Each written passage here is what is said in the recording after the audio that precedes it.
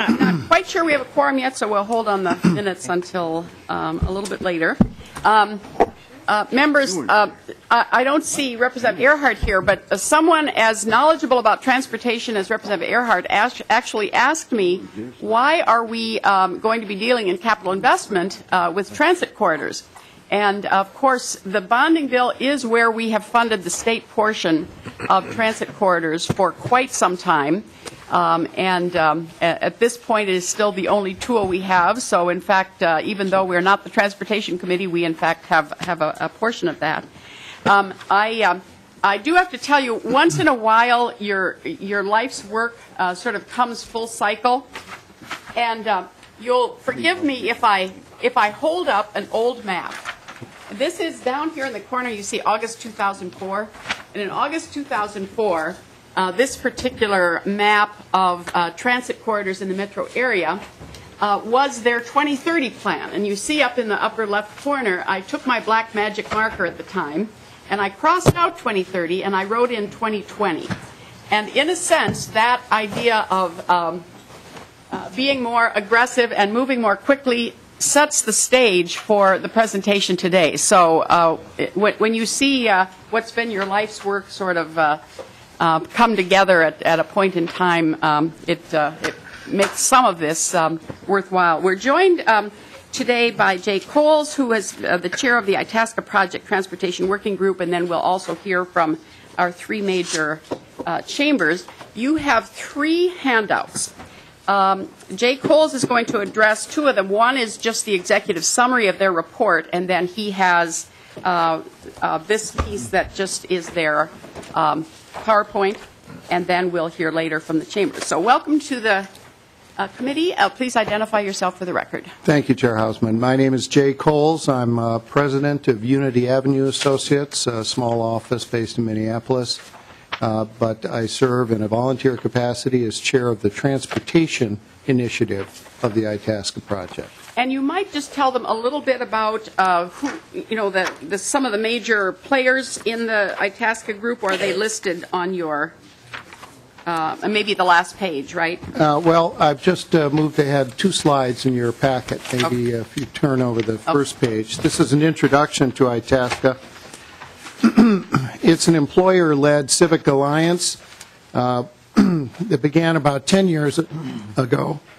Excuse me. And it formed as a result of a sense that there was not an active engagement of the large employer leaders in the metro area with their counterparts in education, foundation, political leadership, to look at the metro region as a whole and identify some key strategic initiatives that would help maintain our economic competitiveness, our quality of life, and address some of the socioeconomic disparities that the business community in particular was aware of in the metro area. We're roughly about 50 participants. We're led by the private sector CEOs, but we include leaders like the governor, as you can see, the mayors of Minneapolis and St. Paul, chair of the Met Council, leaders of University of Minnesota, MnSCU, several of our largest foundations.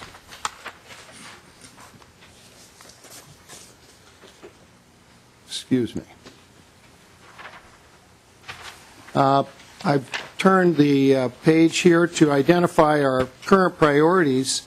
Itasca has, over the course of the 10 years, worked to identify what it viewed as the urgent priorities of the time. These are the three that for the last couple of years Itasca has landed on and appears to be committed to for the foreseeable future. These include generating high-quality job growth, advancing a comprehensive and aligned transportation system, and I might add that that particular goal, priority of Itasca, has been there from our beginning 10 years ago. And then third, improving our region's education system. And at the core of our all of our priorities are our project goals: to raise the economic competitiveness, maintain our quality of life, and reduce and eliminate disparities.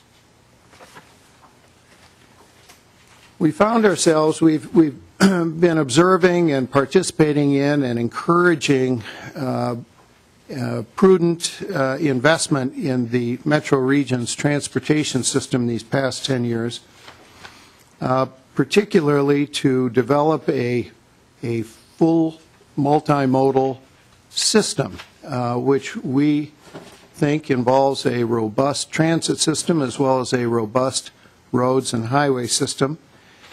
And we found ourselves a couple of years ago saying, what was it that was needed, in our view, for our membership, for our leadership, to further identify the value specifically of the investment in transit. And we resorted to a framework which is very familiar in the business world, which is return on investment. That is to say, if you have a large capital project, rather than refer to benefits and outcomes in kind of broad, undefined, unquantifiable ways, can you in fact measure the precise returns that you get for the precise capital and operating investment that you're going to make? So we decided to commission an independent research project that essentially followed this business framework. We looked for the best technical consultants that we could find in the country. We hired Cambridge Systematics, and we developed a local technical advisory committee to help us vet all the assumptions. As you can imagine, a study like this depends greatly on the kinds of assumptions you make. We asked three questions. If the 2030 Metro Council Transit plan for the metro area, I almost said the 2020 plan, Chair Hausman, if the full regional transit system as envisioned by the Met Council were to be built, what would the return be? That calls currently for the system to be built by the year 2030. If we could make an even faster investment and faster build-out, say in 10 years' time, how would that change the return on investment? And thirdly, many communities that develop transit systems experience that the regional growth in the area begins to cluster around the transit corridors. And we're not talking here about adding or inducing economic growth, and I'll get clearer about that in a moment. But we're talking about what if the growth dynamic within the region began to align itself more forcefully around these stations. Would that change the return on investment? So we compared four scenarios. Currently maintaining our current transit options and the completion of the Central Corridor. The base case is building out the 2030 plan with 3 new LRT lines, which would be Southwest, Bottineau, and a gateway light rail line, presumably in East Metro. 4 completed BRT corridors and 9 arterial BRTs. And I might add, we're not being prescriptive here in saying we know exactly which corridors and exactly whether we have the technology assigned to the precise corridor. We're operating at a schematic level following the Met Council's view of what the capacity needed will be by the year 2030. Plan 2 suggests that we accelerate that build out by 7 years, and Plan 3 is, as I said, based upon the experience in other cities, this increase of allocation of expected growth to the areas around the transit stations, particularly the fixed transit stations. Here's the familiar map, and I don't think this is new news. This is a Met Council 2030 Transitway Plan.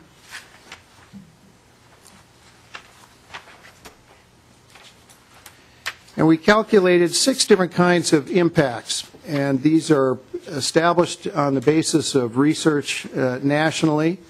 We really wanted to rely on those things that were well researched and would provide direct accountability. So these are vehicle operating costs, travel times, shippers and logistics costs, and you can see the list here.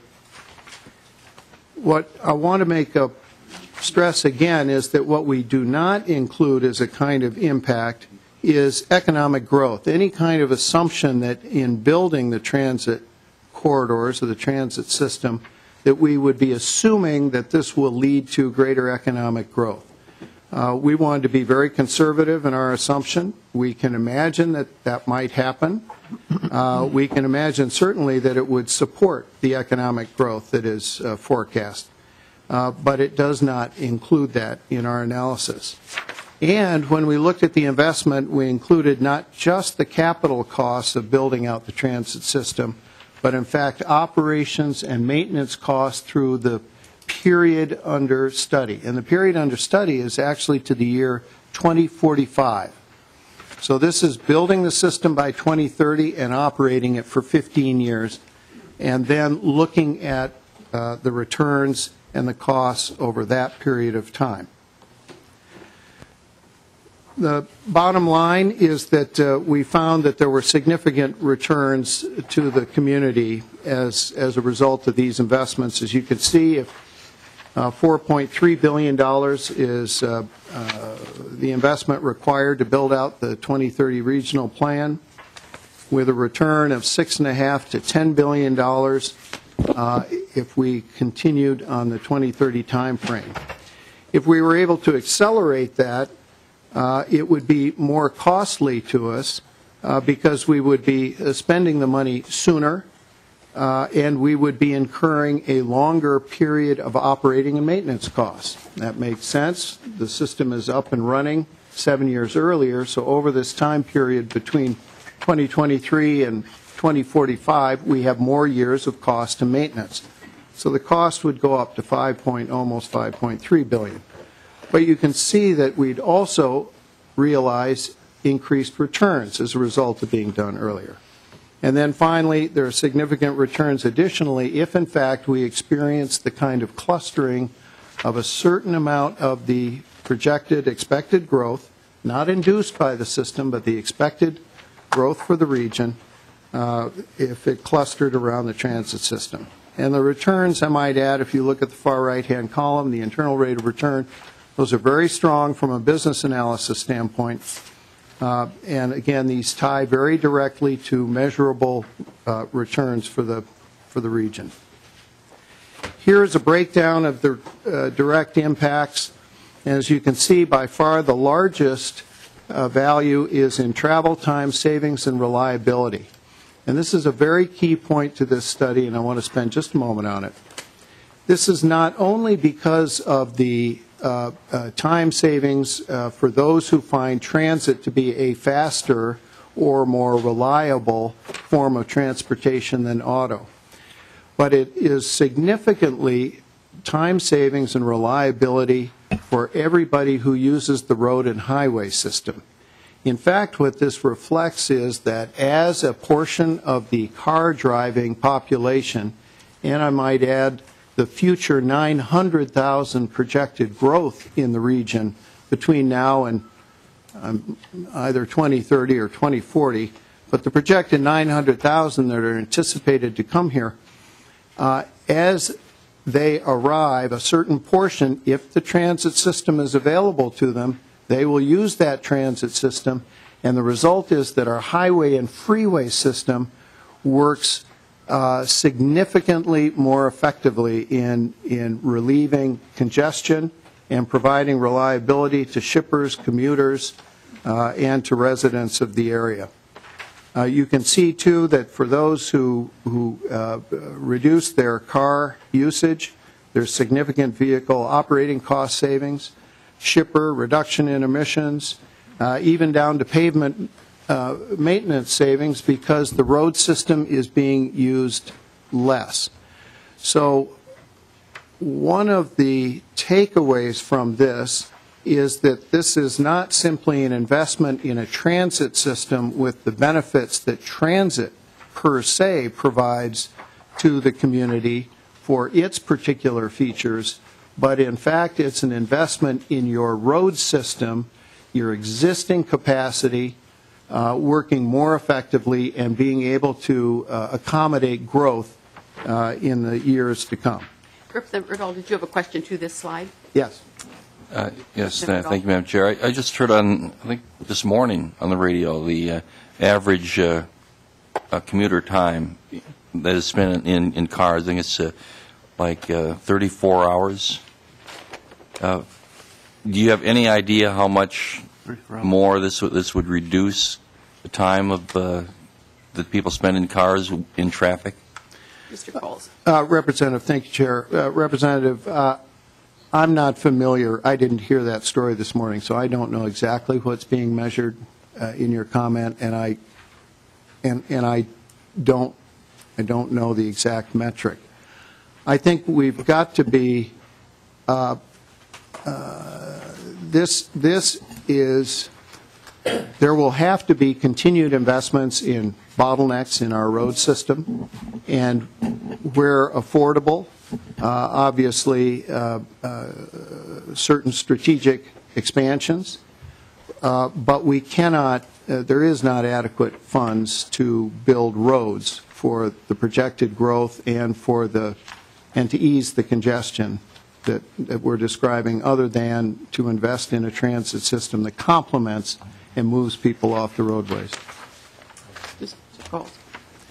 I think a secondary effect also that is very important is that by making the entire transportation system flow more effectively, provide greater access, we are making more jobs available to more of our existing population. In fact, with the transit build-out, we see that within a 30-minute commute, that there's an increase of nearly 25% or 22% of our population that would have access to jobs. And this is very valuable to business because essentially it is an investment then which is making available to them a much larger labor pool within the existing metro region. And as we find the competition for talent and the competition for workers becoming more intense with the retirement of the baby boom generation, this access to the labor pool and similarly for the workers, access to job opportunities, I think is a very important benefit of this kind of investment. There are two other things that we would note. These are not included in our return. We are projecting $4.3 billion in construction. We name that. That obviously is a multiplier in the economy, but we are not attempting to measure that in our return. And that is reflected also in 30,000 construction jobs, FTE construction jobs over the period of this build-out period. Also not reflected in our returns. These are additional benefits. In addition to our quantitative analysis, we interviewed employers throughout the metro, and there were several themes. One is the ability to attract employees and the importance of offering a transit option in order for them to have access to the labor force, to attract employees and retain those employees. In certain industries, higher density development and greater customer access is viewed as a positive. And there is an important caution that transit must be connected to and aligned with destinations and other modes of transit. The point here is what's important about the transit alternative, in addition to our road and highway system, is that they must be connected. They must be thought of as a single system, and in many respects it's that last quarter mile or half mile connection to the transit stations, to the opportunity to connect between the different systems that is going to be critical to observe as we do our build-out. And particularly the one quote, our younger workers show a higher level of interest in transit. I think you're going to hear that theme repeated when our chambers talk about their experience in comparisons with competitive cities. Correct.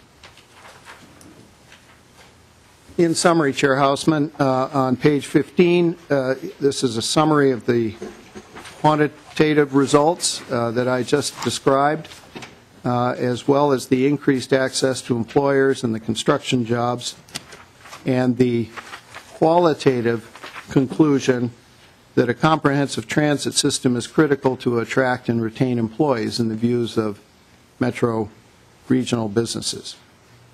Now, with that, I'd be happy to take any questions. You'll see in the appendix some of our key assumptions.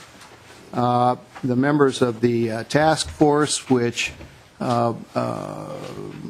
approved and guided the creation of this study, as well as the technical advisory committee, which worked with us to vet the assumptions used in this study.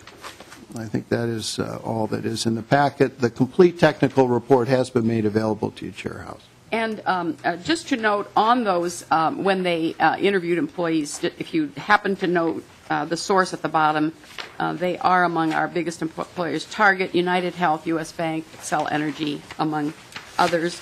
And in the appendix, it gives you a little bit of a sense of who some of the players were on the Itasca Project Transportation Task Force, to give you a sense of the interest in this. And then I think we'll get all of the information on the table before questions. So are we starting with Mr. Klingel? And now, members, we're moving to this PowerPoint. Yes, we will, won't we? No, we'll just go without Steve. Yeah, we can. Really? They all have it, and we're not sure we have the same. Okay. I don't think they necessarily.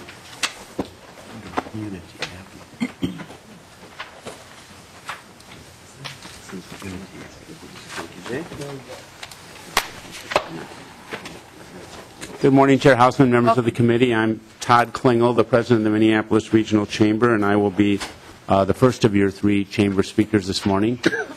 Actually, pleasantly surprised to see so many of you able to get in here this morning, given the transportation issues. You must have all taken the train. Okay, Maybe so not yet. Yes, not yet. Our presentation is to explain why business cares about transportation, and particularly why it cares about transit in the metro area. We are not going to use the screens. We're going to use the PowerPoint or the printout at your places, the one that says the benefits of complete regional transit system. So on the second page of that, the key for us is that transit gets people to work. 80% of the people riding a bus, and that is 81 million rides in 2012, 80% of those are either going to work or school. The breakdown is 67% are going to a job, and 13% are going to school so they can be prepared for their job. 40% of downtown Minneapolis comes by transit, and for some of our biggest businesses, it is a higher ratio than that, with 50% for U.S. Bank and 60% for Ameriprise. And some of you had taken us up on the opportunity to come over to Minneapolis and tour Southwest, and when you did so, you came downtown and they stood at Marquette and Fifth and saw thousands and thousands of people getting on buses heading out of town at the end of the workday between 4 and 5 o'clock. The next slide shows our pearl in the oyster, and the purpose of that is to let you know how critical it is that we bring the 18 to 34-year-old to Minnesota. One, let's keep all the ones that we have and make sure they're as productive as possible. That gets into workforce, not a discussion for today. But the other one is, you can't lie about demographics, and the demographics say we will not have the workers we need in the future to fuel the jobs our businesses will require. And if we don't have them, we need to import them. So what brings them here? I almost guarantee you it is not the weather, but it can be a whole bunch of other pieces. And one of those pieces is transit. And on the next page, you see the young people using transit. Companies recruiting, targeting the next generation of talented workers and they increasingly prefer, as Chair Hausman mentioned earlier, urban lifestyles and mass transit. For us, at my age, freedom was getting car keys to any kind of a vehicle that ran when you turned 16.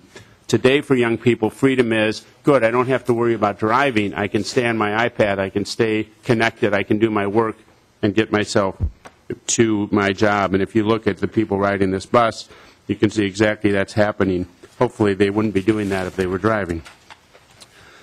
The next slide shows that other regions get this more than we have. And I want to explain here, this isn't a matter of trying to keep up with the Joneses. This is, do we want to be a viable state and region in the years ahead? And transit is an essential component of that viability. So if you look at Minneapolis, St. Paul, Minnesota's engagement in transit compared to the cities that many of whom we compete with, obviously we're not competing heavily with New York and some of those, but look at Phoenix, even Denver. Denver's kind of the poster child. We took 90 business and civic leaders to Denver last fall to look at what they're doing and why and how they are funding it. And the head of their downtown association there said everything we do at the downtown association is to draw the 25 to 34-year-old to Denver. Everything we do is with that lens. I said, what about empty nesters? Don't you want them? Oh, we're going to get them anyway. We'll get them, but we need to bring people to Denver that aren't here now. And from that person to the mayor to the governor, without exception, said it's transit that is driving that for us. On the next slide, you can see how right they are. They're the #1 destination for millennials. The Minneapolis-St. Paul market ranked 39th in the 2011 study. And then here's Mayor Hancock. They are coming for transit. And then a specific example, they won the new U.S. Patent Office. And according to their records, when they were working on it, the office came for the #1 reason because of transit and the young people that the Patent Office thought would be drawn to the community because of that. And you can see the economic value of just that one office, much less the prestige of having them there. Mike Langley often joins us at the podium here, and he is representing Greater MSP. And Greater MSP is now in its second year out telling our story to the nation and the world. And when people come here, he tells us to look at the Minneapolis-St. Paul market. The first question is, tell me about your workforce. I hear it's pretty good. And indeed, we at the moment get to tout a good workforce. And then secondly, tell us what your plans are for your transportation infrastructure and your transit grid. And there, the story is not what we hope it will be when we can say, here is the 2030 plan and here's how we are funding it. We know we're at the bonding committee, and so we will be talking specifically about bonding, but I might mention that when Mr. Coles was speaking about the benefits that come to others, not just those riding transit, many of those benefits come to Greater Minnesota. And talking to some of our chamber friends around the state, they have people that need to bring goods and services through the metro area, either to the metro area or heading south or other parts of the country, and they get slowed down in getting through here. And so they see the value as well in having an active transit system for the metropolitan area. Mr. Klingel, we have a couple of questions at this point. Representative Mahoney? Was it to Mr. Klingel? No, it was to Mr. Cole. Oh, it was earlier. Sorry about that. One moment. Representative, Chairhouse. Thank you, Madam Chair. At the end of your presentation on page 15, you talk about, in the summary, it's in addition to quantified direct benefits, increase access to employers, an additional $500,000 within 30 minutes. Do you have what type of jobs, what salary range, any of that information in your report? No, that is simply an analysis of really geography and population, and not the particular jobs, but it is an analysis throughout the metro area of how essentially the addition of the transit system would allow commutes to occur more quickly over a longer distance. So what was 40 minutes away now becomes 30 minutes away, and that is a new opportunity in that analysis, but it's across all the jobs. And then just to follow up, are those 500,000 new jobs or 500,000 jobs within the 30-minute commute? Those are existing jobs. Okay, thank you. Yep. Thank you. And Representative Erdahl, was it to Mr. Klingel? Yeah. Thank you, Madam Chair. And Mr. Klingel, going back to the second slide, the one that had the cover of the Economist magazine with the pearl in it, I noticed one of the sub-articles there is misery for the Republicans, and I was wondering if that was about transit. I'm not sure that that's really a question, but I appreciate the comment. Thank you. Maybe I could speak for a minute to Representative Mahoney's question. Part of that from an employer standpoint is I have that many more people who could work at my company. It helps me have a bigger pool to choose from for the jobs I have to offer at United Health Group or wherever that might be. And Representative Moline, was it to Mr. Klingel? Yes. Representative Moline. Thank you, Madam Chair. And to Mr. Klingel, I think when you were starting to talk about the other regions and what they do for transit, Denver specifically, I thought you had mentioned that you were going to go maybe talk about their funding sources. Maybe I missed that, but if that is something that you looked into when you were there, what other regions have done for their funding of transit? We have indeed, and it's quite varied. The sales tax is often used, but also value capture, bonding, federal funds, other grants are all part of the mix depending on which group you have. And we can provide more detail for you at another time. We've researched about a dozen cities and how they do their funding. Madam Chair, I guess just a quick follow-up. I noticed a lot of chambers are supportive of the transit initiatives here, and here or in these other regions, have there been a public-private collaboration of funding for the mass transit? Mr. Klingel. Public-private collaboration. Well, I can't speak to how much it is in other markets. I think Judy will get into a little bit of the public-private as it relates to Southwest Corridor for us here in the metro area. But there's quite a variety of ways that are being undertaken right now across the country. Thank you. With that, unless there are other questions for me. Clark, was yours to Mr. Klingel? Actually, it was to Mr. Cole, so I'll just wait because we can bring him back later. Thank you. We'll pick it up later. Yeah. Then I will turn this over to Judy. Okay. And we are now on page 9 of the. Welcome to the committee. Please identify yourself for the record. Thank you, Madam Chair. I'm Judy Johnson. I'm Director of Government Affairs at the Twin West Chamber of Commerce. We're a large regional chamber of commerce sitting in the West Metro, representing 10 cities and the greater region. And thank you for having me here today. We'll move on to page 10 and talk just a little bit about why the lack of transportation and transit capacity is really limiting job growth in not just the downtown, core cities, but also in the suburbs. For 10 years, the Twin West Chamber of Commerce has partnered with the Minnesota Chamber of Commerce on a program we call Grow Minnesota. It's actually a private initiative that is now working with greater MSP to retain and grow jobs here in Minnesota and get involved and listen to the business leaders about what are their challenges and their opportunities. And we've done hundreds and hundreds of visits in this part of the region. And one of the things that they do tell us is that it is so important and it is very critical to have a solid transportation and transit system for their employees, for their workforce, in order for them to add jobs in this part of our region.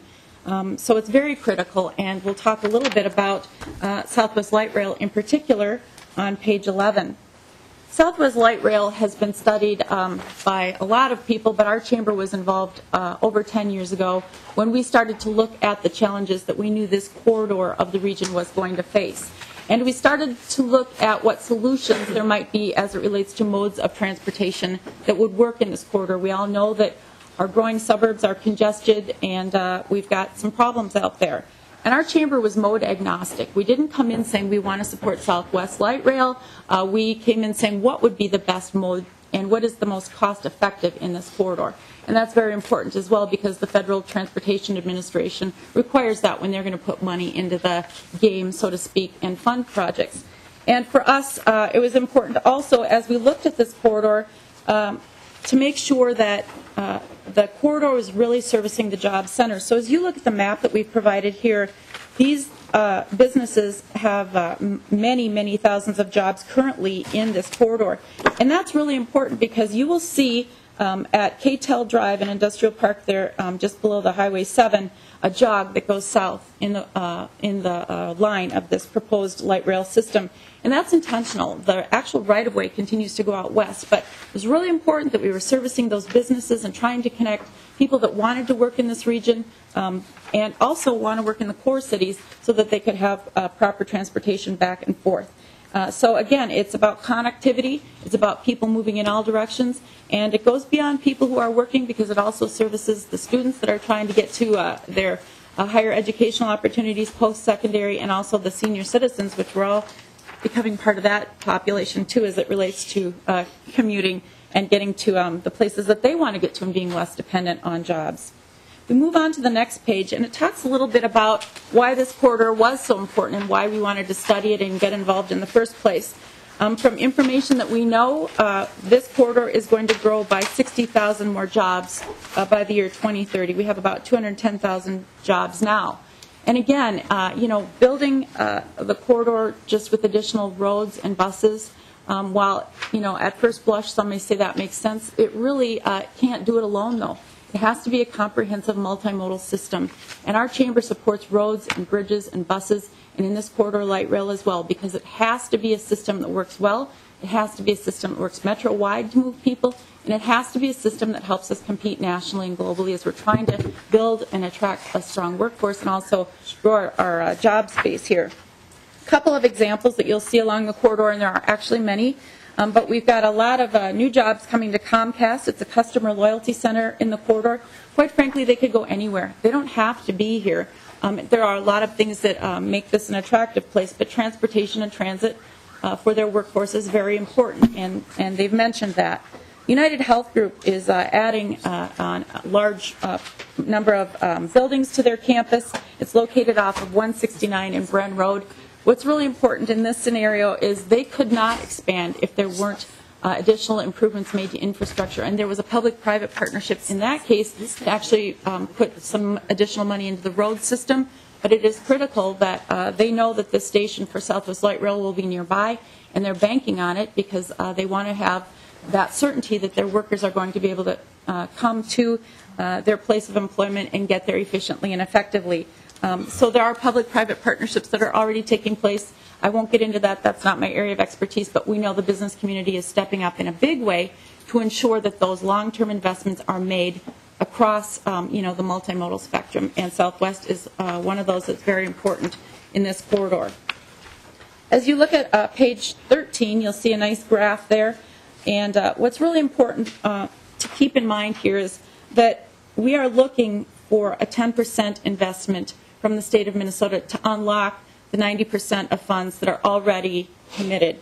And yet we need to have that commitment from the state. So you'll see that the Hennepin County Regional Rail Authority has committed $125 million, 10%. The County Transportation Investment Board has $375 million in at 30%. And the FTA, the federal level of government, has 50% of this capital investment waiting. But we've got to get the whole pie completed, and we're hoping that the state of Minnesota will step up to do that. If you move on to the next page. Representative Albright, was yours to this slide? Representative Albright. Thank you, Madam Chair. On page 11, and I'm just looking at the density of, it looks like maybe 10 or 11 employers comprising 72,000 jobs roughly. And then you flip the sheet, and you're looking at, supporting job growth from 210,000 to 270,000 jobs in 30 years along this proposed line. My question is, this supports the notion that we're increasing jobs along this route. My question is, where will these people live? And what is the propensity for them to use the light rail if they have to commute to the light rail to get to the job?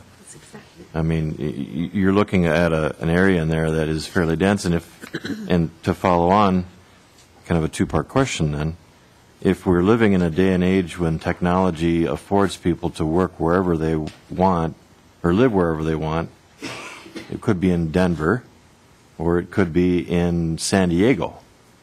What's to say that these organizations, because of technological advances, won't have the ability to offshore or send them to other places and still get the work done, in spite of the fact that we are suggesting that a light rail is the answer to all our questions?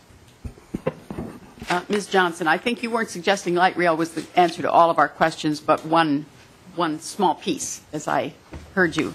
Madam Chair, if I could just briefly thank you for that question.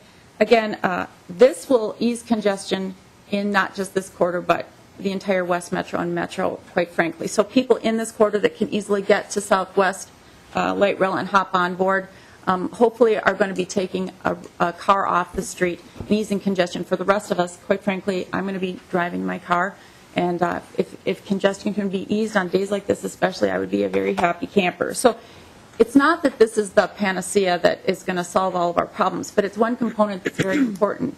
And how do we know that it's important to the business community as it relates to the future of their workforce? I guess nobody has the crystal ball, and you're right, technology will impact how we do our jobs on a daily basis. But we know that if we're going to grow 1 million people in the next 20 or 30 years, as the Met Council projects, and businesses are telling us right now that we've got a problem, I think it's important to listen to them and put together a transportation system that we know is critical to the people that are going to have to move to and from a workplace within our entire metro area. I'm not sure if I'm answering your question specifically, and if there's more detailed information on analysis behind the jobs shed in this area, we can get that for you too. And I think one of his questions was to housing, and if I could just anticipate what happens in a corridor is, in this case, potentially a reverse. There might be people living in the city who then have the opportunity to work out at the end of that line and not add to the highway congestion, but still make their way to work. So housing might be spread all over the region and not simply just on this corridor, is my understanding.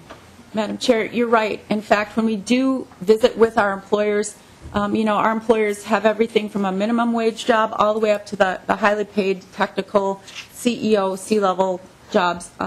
And one of the things we know that in this corridor and in this region, quite frankly, the challenge has been affordable housing as well. So we want to work as a region to make sure that people can move to and from jobs that are available to them, businesses that want to employ people, whether they live in this region or not. We all need to, I think, consider the region as a whole, and that's why I stand here with colleagues, as we represent the entire West Metro, not just the West Metro.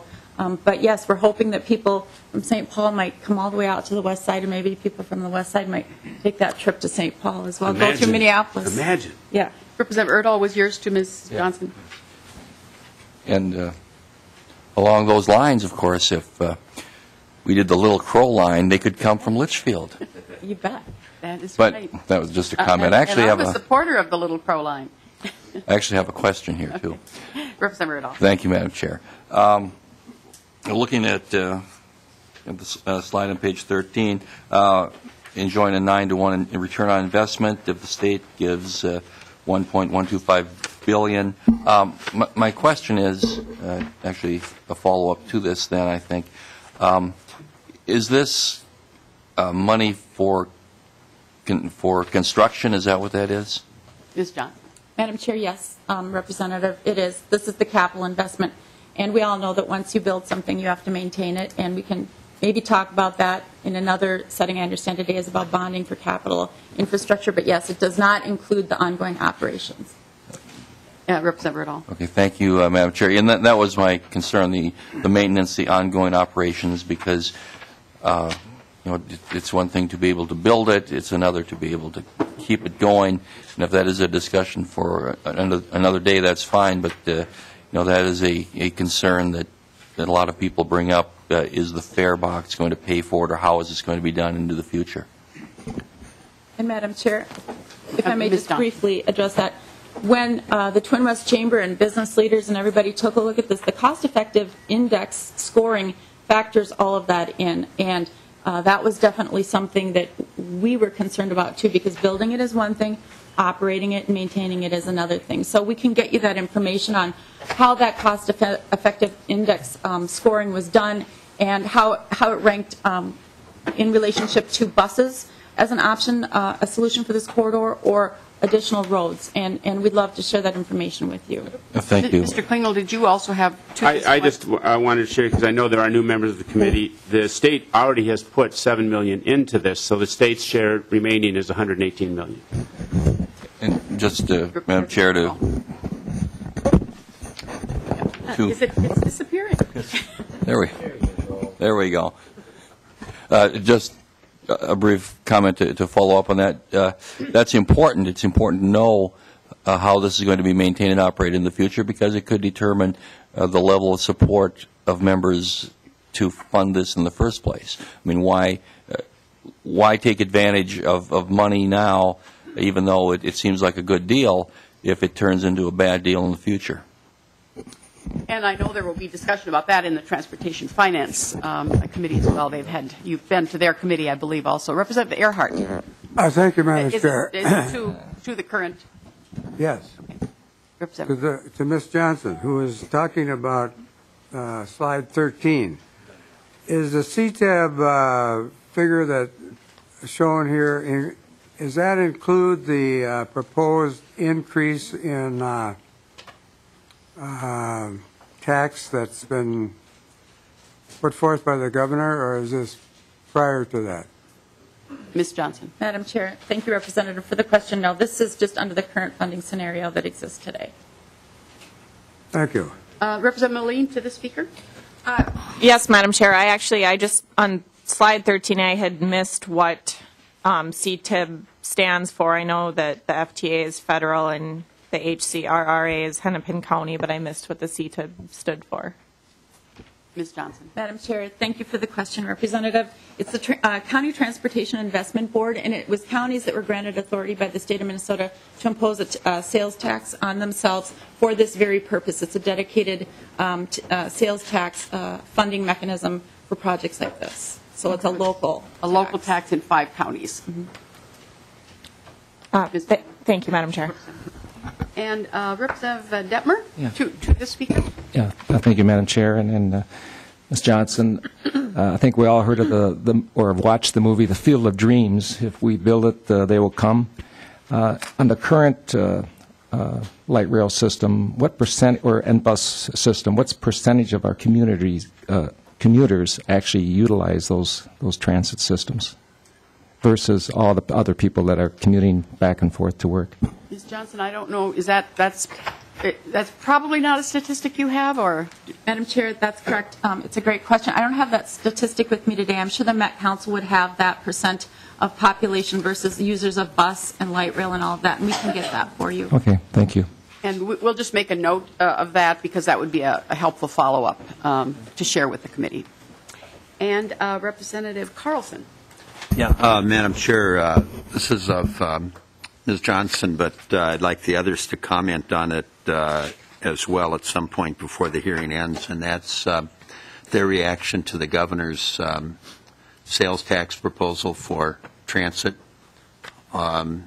You mentioned they've talked about that on the Transportation Committee. That's an issue that will be coming before the Tax Committee that I serve on, so I'd be interested in whether they support that or have taken a position, or just where they are in that process. And maybe we'll just make a note of that after the concluding remarks. Well, let's revisit that, because it I think would be helpful, and maybe even help to answer one of the Madam Chair, if you want to wait, I was asking that because we were on page 11 or 13. Well, you can address it now or later. I think you wanted to hear all 3 of them, though.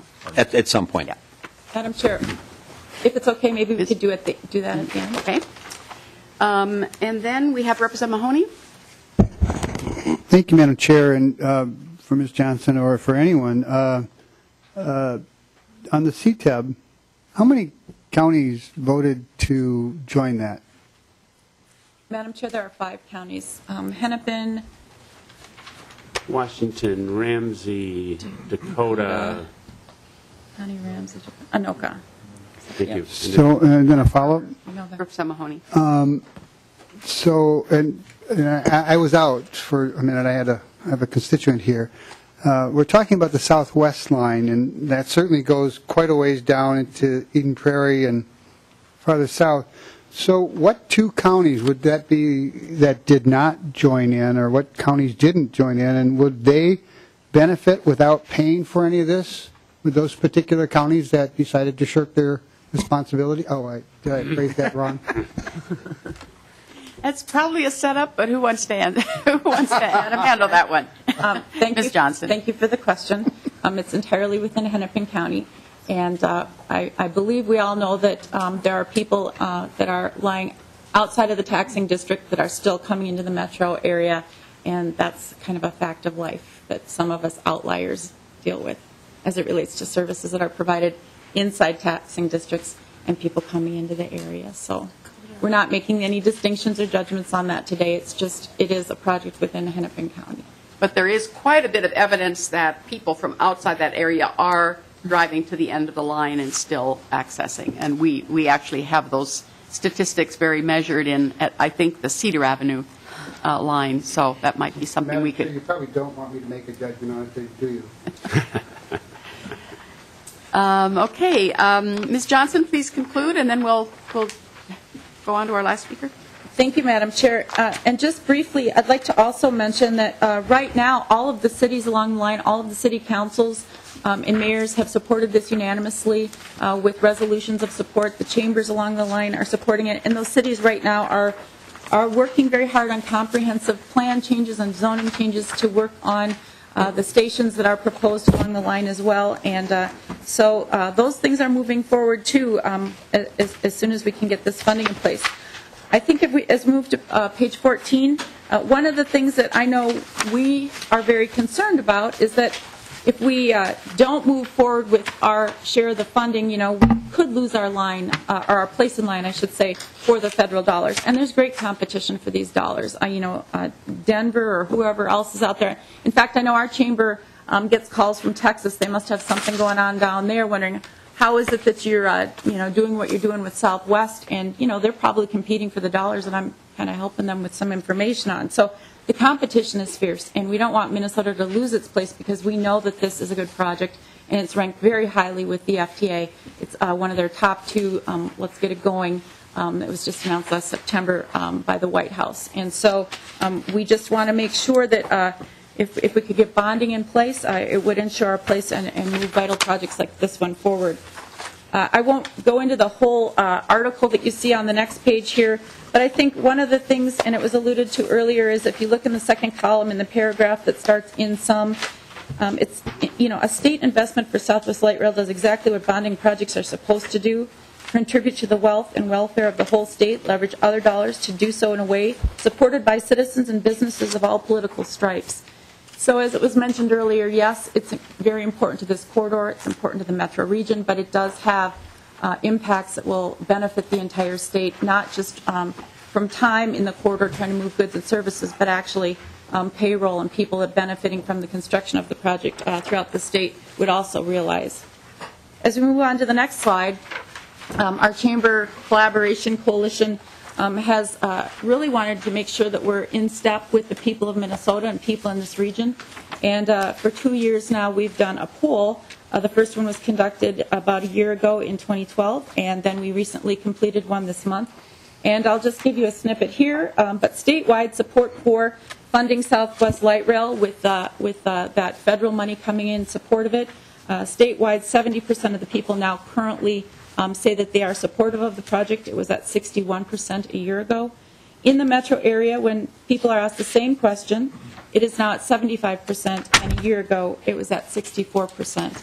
And we know, too, within the corridor itself, those numbers are very strong. So, again, statewide support, metro support, and certainly within the corridor for all of the stakeholders that are involved, strong support. Just in summary, we've got some bullet points here, but why does business support funding Southwest Light Rail? We know that we need capacity in this area to grow. It's not a question of, do we or don't we? We know we do. And we believe that this is one of the ways that we need to continue to move people in this corridor in the metro area. We know that today it's serving 210,000 jobs, and it'll be adding 62,000 jobs, and we want to service those people as well. The business community is concerned about that and wants to ensure that there's good, solid transportation options for their workers.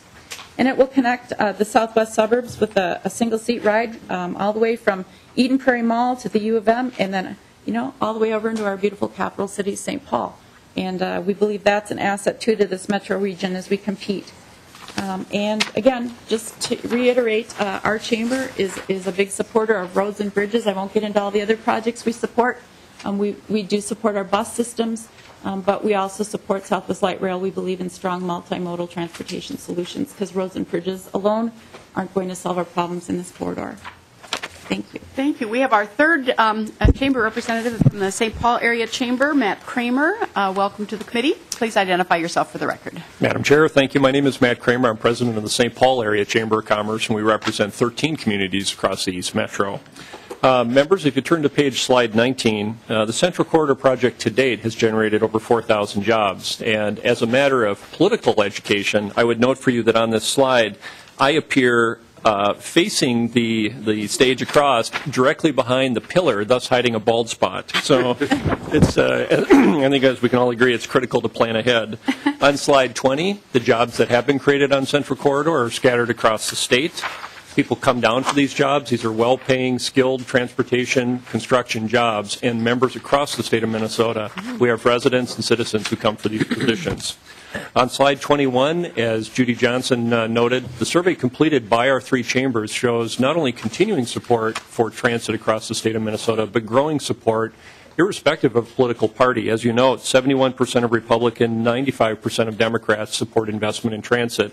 And I particularly draw your attention to the 83% number, support that the state of Minnesota investing more in public transit improvements eases traffic congestion. Members, I think this morning was perhaps illustrative of what we're dealing with. 1 inch of snow in the metropolitan area collapses into multi-minute delays. In some cases, I was seeing Kathy Werzer was reporting it was an hour to get from Minnetonka into downtown Minneapolis. On slide 22, the governor's own Transportation Finance Advisory Committee came to the same conclusions. Regions with robust transit systems work better. They provide options. And as all three chambers will tell you, we are aggressive supporters of MnDOT's projects on transportation. We have bridge projects we'd like to see done. We have HOV lanes. We have just standard highway construction and county roads. But we recognize that transit provides another option. I was struck by one of our peer cities in St. Louis, Missouri, when they passed a business-led sales tax proposal to help fund transit, came up with a slogan that some need it, all benefit from it. So even if you are coming in from outside the metro or you're not directly affected, you benefit by having other folks who are making that decision to leave their car at home and use public transit. Finally, members, on slide 23, our members tell us that the changing demographics affect their workforce, and having options, particularly in the downtown cores, is a critical component of economic success. I can tell you that we have several members growing in downtown St. Paul, and these are large companies who presuppose that one of the barriers to their growth is adding new parking. They cannot be in a situation where they happen to be in industry X, and yet to grow their business, they need to build parking garages. They want their employees to have options to get to and from work. As Jay pointed out, the Itasca Group, through an economic analysis, developed a model that says an investment in transit generates an investment in economic return for the state of Minnesota. Madam Chair, members, thank you.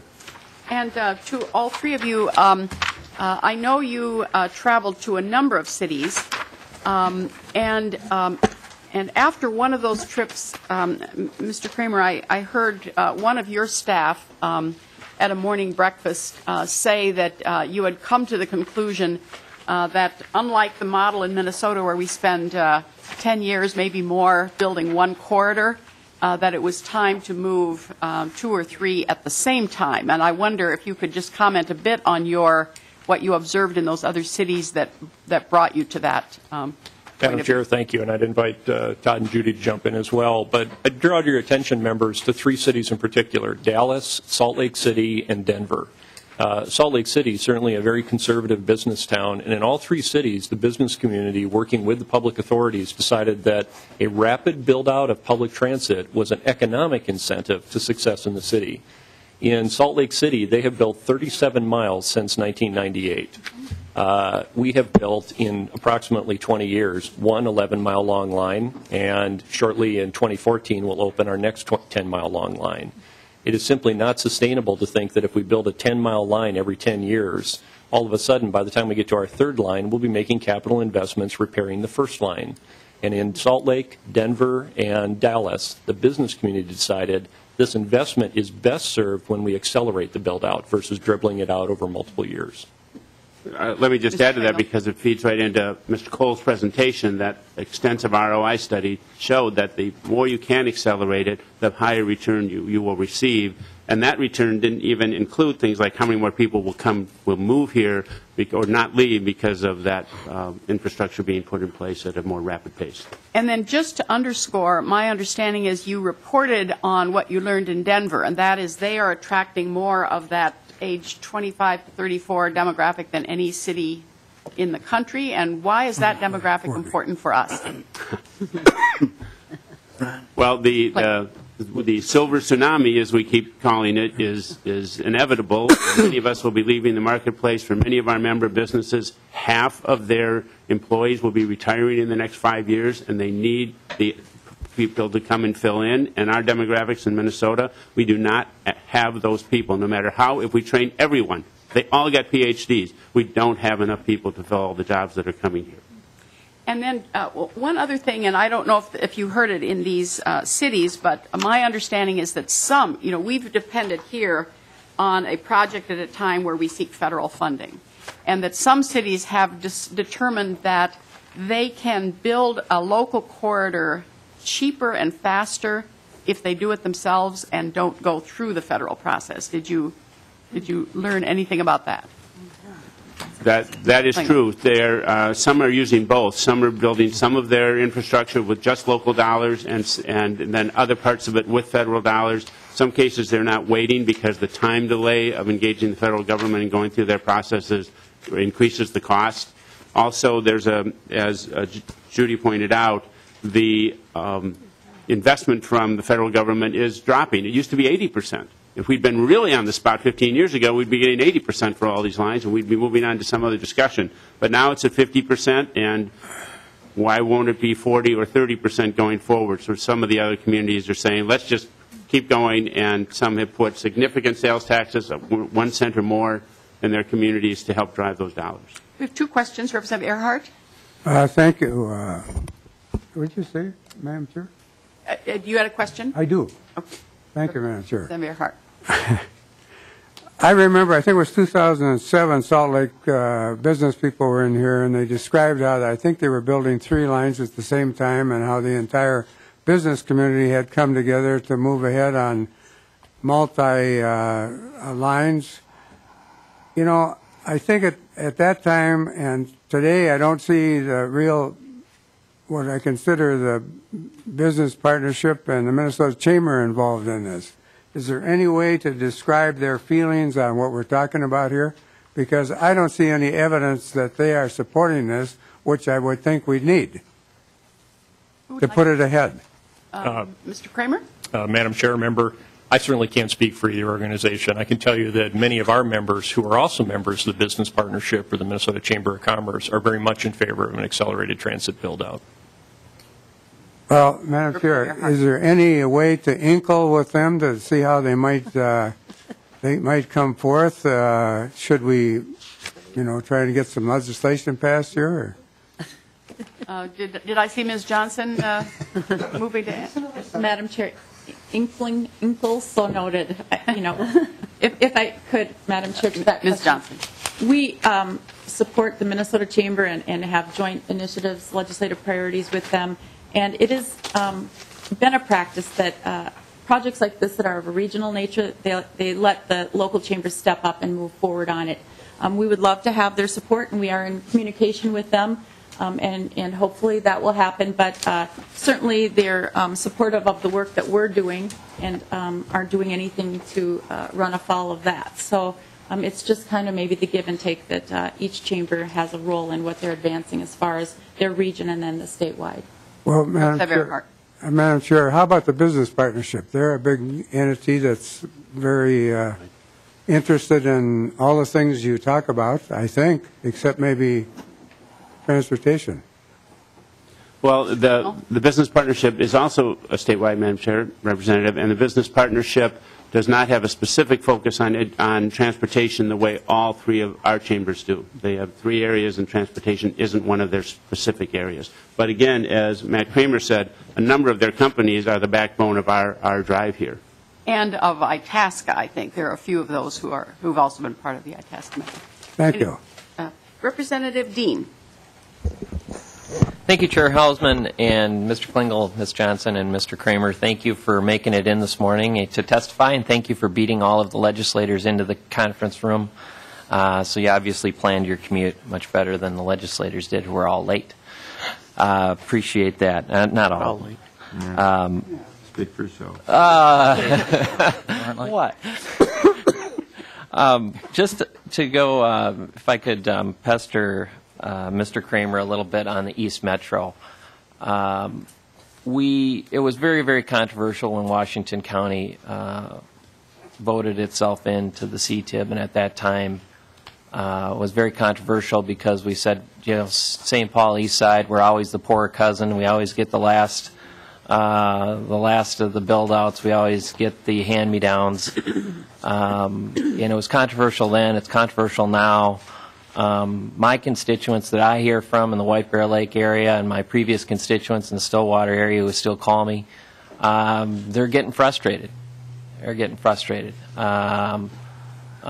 What are you hearing from them? Are they inkling to you that maybe they would, that this is getting a little old? Or give us a little update from what you're hearing from the small and medium businesses in the East Metro. Mr. Kramer. Madam Chair, member, to the extent inkling has now become a verb this morning, I would say we are extraordinarily inkled that the Metropolitan Council remains committed to a transit strategy that seems to disproportionately reward the West Metro with fixed infrastructure and the East Metro with buses. And I know, Representative, you asked earlier on our support for the quarter-cent sales tax suggested by Governor Dayton. I will tell you that our chamber has not taken a position on the quarter-cent sales tax. We're working with our partners, particularly Ramsey County and Washington County, Dakota County as well, to ask the question, if the Met Council can predict the future and lay out a 2030 plan, why 20 years in the future or 15 years in the future do we continue to invest buses in the East Metro and rail in the West Metro? And there's this chicken and the egg argument that says, well, the West Metro, it's because there's more there. And as Commissioner Jim McDonough from Ramsey County, I know Commissioner Weeks from Washington County has pointed out, excuse me, it's an a priori argument. If the infrastructure was in the East Metro, we would see greater investment from businesses. So we're going to continue to be very supportive of transit. We believe that this transit build-out supports the entire metro, and we think of it as a metro initiative, not as one part versus one part. But we are going to insist on some degree of parity that the investment paid for by taxpayers is going to have to reflect the fact that the East Metro, if indeed we are all in, is going to see some of that benefit as well. And I think Mr. Klingel wants to respond to that question as well. If I can, the reason we share this table this morning is because we are united in the importance of the region as a whole. And if you think about what is a competitive advantage we have amongst all those other cities that we've been talking about, we have 2 cities 10 miles apart. None of those others have that opportunity. They are wonderfully different and engaging. So what we need to do is make sure both remain healthy going into this new century. And to do that, we need to have transit that appreciates that St. Paul can't be left out there, and St. Paul has to have the same opportunities and level of vitality. So we are actively supporting rethinking just how that 2030 plan breaks down to ensure that the opportunities exist for St. Paul to continue to thrive. Representative Dean. Thank you, Madam Chair. And Mr. Kramer, I appreciate that. I know that when we were looking at this several years ago in Washington County, we were lauded as being very forward-thinking because we were contributing to the build-out of areas that was in other parts of the metro, and we were thinking very globally. And but I grew up on Rice Street, and I know there's a fine line between being forward-thinking and being a chump. And, I think we're going to be pushing that a little harder. Thank you. Representative Mahoney. Representative Dean, you just laid it out there for me, didn't you? Asking me to be diplomatic, which is really hard. But I will mention 3 lines that seem to get the short end of the chumped or stick or whatever word you want to use is Rush Line, Gateway, and Red Rock. And frankly, it is one of the reasons that I have a real hard time supporting this is because there's absolutely no question in my mind that the East Metro gets taken to the cleaners on this on a regular basis, and we are not even the red-haired stepchild in the room. We're out in the garage most of the time. Just my comment. But my question, you spoke earlier about some of the other cities finding ways to fund this, and you talked about a value capture. That's a phrase I'm not entirely sure what you meant by. Is that a sales tax? Is that a how does that work? Is that Mr. Klingel? Thank you, Madam Chair, Representative. The value capture is a plan where the property increase value that is going on around a station or along a line is captured by that line. So if there's an increase in property value along the line, it's a form of tip. Okay, thank you. And members, I will tell you that I know Minneapolis is looking at on Nicollet Mall as they think of that as ever increasing transit corridor, that is one of the tools. I see some downsides to it, but we won't go into that today because we're not the tax committee. And but I think it's one of the big picture questions to the person who asked about operating dollars. Representative Carlson, you wanted them to respond to, again, that tax isn't before us, but since the 3 people are and you're not on that committee. Madam Chair, transit, I've supported my entire time in the legislature, and we're finally beginning to move forward. There are plans as early as the 1970s that unfortunately ended up being put on the shelf, and so I'm a longtime supporter of transit, and I'm pleased that we're moving ahead and that there seems to be more and more support for it, setting aside for a moment the East-West Metro debate that will probably take place. But the reason I was responding or asking the question, there was the pie chart of different funding sources, and then your very last point under the summary was we need additional revenue for transit. And maybe I could reframe that question. You can incorporate your response if you have one ready relative to the governor's proposal, but maybe what exactly do you mean for additional revenue for transit? Yes, this is the bonding committee, but bonding takes debt service. That's revenue. There are other ways, as the governor has pointed out, to perhaps fund transit, and if we could get a reaction, and then I think this discussion will in part continue in some other committees, taxes, probably Ways and Means when they're talking about setting targets for various committees and so on. So if they could respond.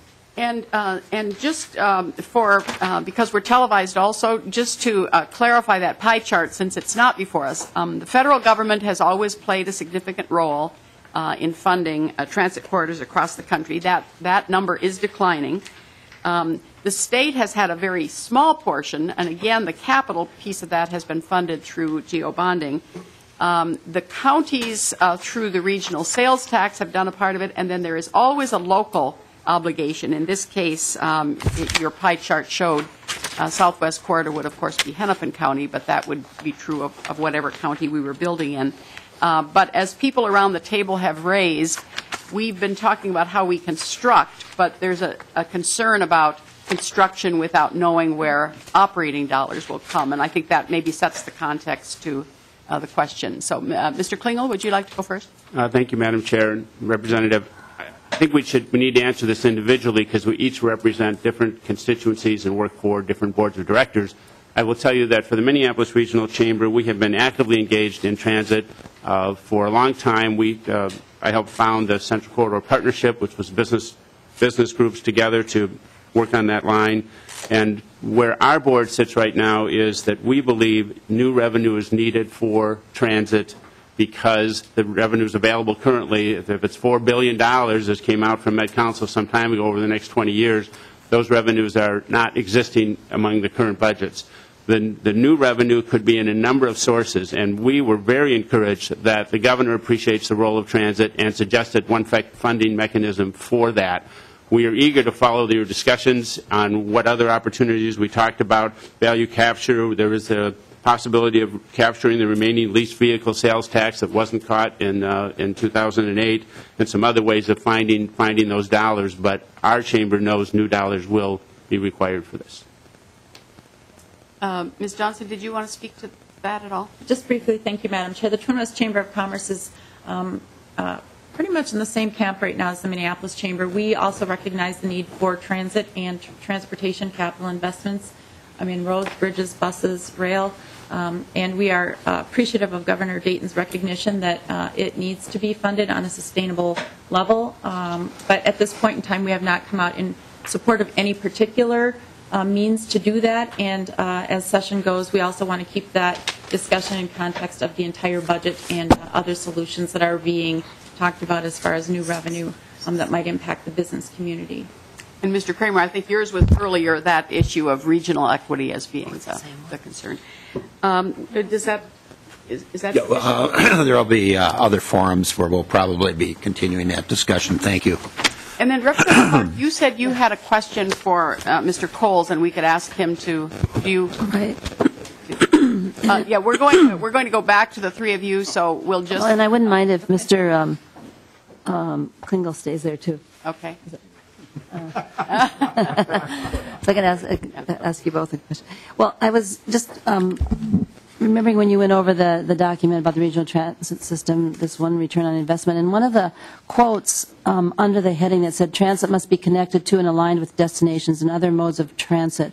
One of the quotes is, I appreciate the LRT connection to the airport, but there are limited door-to-door mass transit options. And I think it was the question that maybe Mr. Albrecht, Representative Albrecht was getting at too, which is we have, you know, I'm a strong supporter of the LRT and so on, but I hear from a lot of my inner city constituents that they have a hard time getting from one place to the other, including the LRT, because of our poor bus service and our expensive bus service. And as we discuss operating costs, pretty often it's put back, should we increase the fares? I can tell you that it's going to be a defeating issue for a lot of the riders who have a hard time with their, you know, very low-income people, and they're the people who are taking those minimum wage jobs and sometimes a little bit better jobs out in those areas. And so I guess I'm interested in a discussion about the support you as an organization and the Jews Alliance might be able to bring to the discussion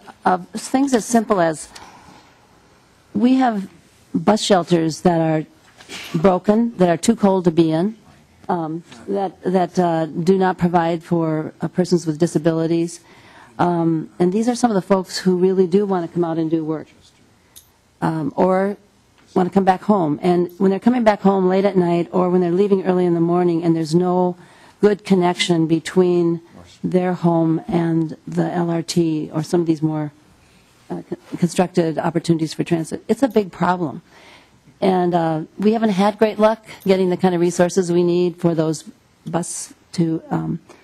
those door-to-door mass transit options. As I don't know whoever said this, but it was right on. And I'm just wondering what kind of support and help you might bring to those of us who are concerned about that.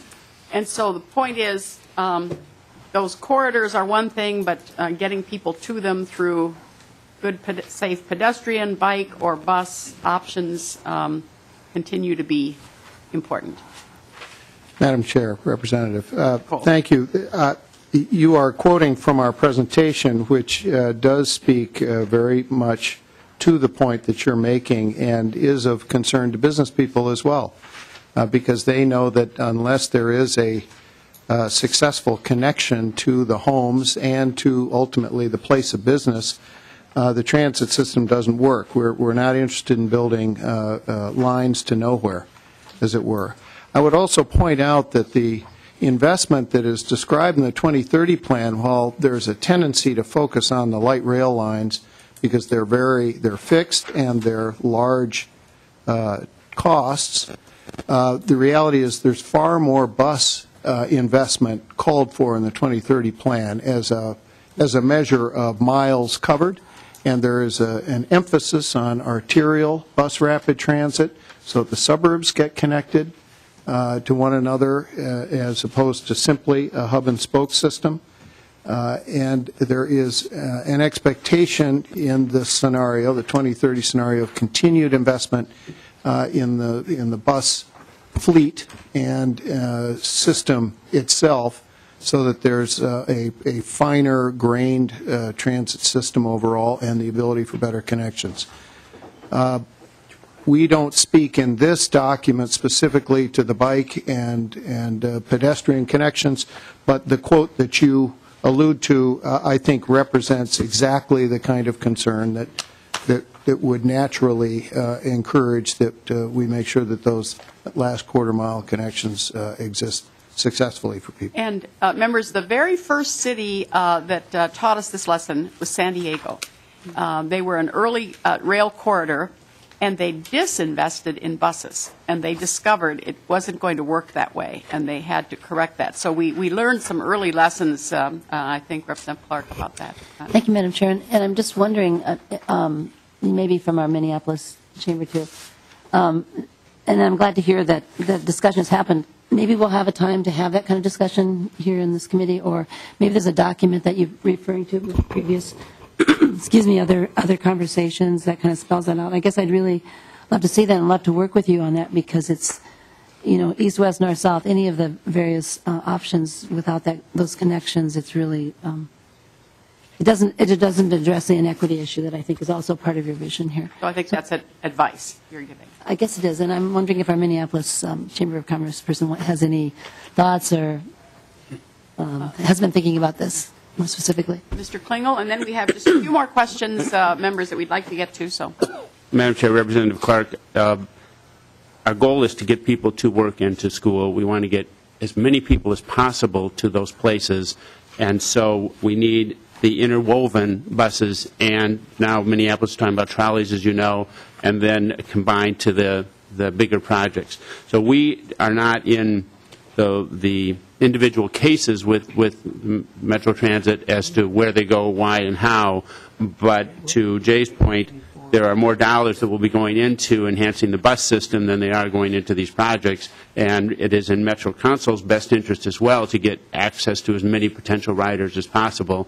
And some of the riders you mentioned have given some amazing testimony when we've talked in past about transit and funding transit, and how without that bus line they could not work, and then they would just be on the system. Thank you, Representative Gunther. Thank you, Madam Chairman. I have Representative Mahoney kind of asked my questions. In the East Metro, they're feeling like they're being left in the dust. What do you imagine Greater Minnesota's feeling like? We're going to be asked to pay for a fairly good portion of this, and we don't mind that because we don't want a 45-minute one-way commute. But when you look at the 93% of the people ride some form of transit.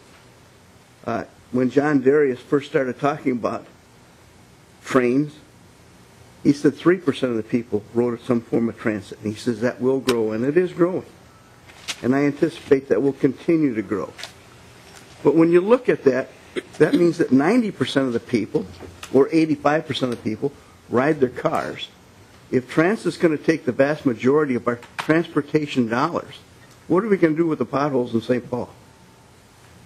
Or Fairmont, or Mankato? They, and I think that those questions do go so hand in hand. Years ago, when Carol Molnar was still chairing Transportation Finance, we did a study of just highway dollars, what would be required if we wanted to build highway capacity to handle the projected growth. At the time, the number was $15 billion. Now, you know how long ago it was since she was Transportation Finance Chair, so that $15 billion, how that would have grown. And so I think that's what has intensified the discussion about moving some people off of the roads and into other modes. And the reason in the metropolitan area road building expansion is so expensive is the number of bridges, the number of times they have to cross rivers. And that just has added to that. And I think there we do share with Greater Minnesota a couple of things. If this region, because this is the economic engine, if it grinds to a halt because of congestion, it will have an economic impact, and there will be an emergency, and suddenly all the highway dollars will be concentrated to fix this. And I've always suggested there's a risk there's something to be had in greater Minnesota. The more you can help us move people out of cars, the more highway dollars will be there for greater Minnesota to solve those problems. But to your issue about transit, I've already talked to MnDOT this year. Everyone all over the state of Minnesota now wants transit. And so last year we funded in the bonding bill greater Minnesota transit corridors. That request continues to come to us this year. We could have them in as well, because the silver tsunami that somebody mentioned earlier is happening all over the state.